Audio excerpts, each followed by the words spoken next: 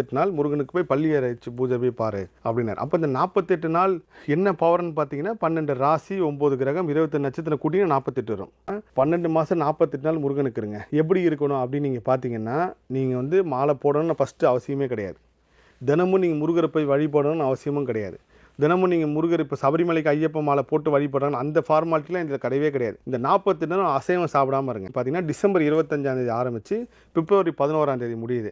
கணக்கு பண்ணிங்கன்னா ஒரு நாள் எக்ஸ்ட்ரா வரும். ஏன் அந்த ஒரு நாள்னா பூச நட்சத்திரம் வந்து 2ஆக பிரிஞ்சு வருது. 10 பாதியும் 11 வரனால ஒரு நாள் இருக்கிற தப்பு கிடையாது. இது நான் காணொலியில் போட்டோன்னு நிறைய பேர் வந்து 49 நாள் வருது 49 நாள் கேட்டே இருந்தாங்க. ஸோ அவங்களுக்கு இந்த நேர்காணல் மூலமாக சொல்லிடுறேன்.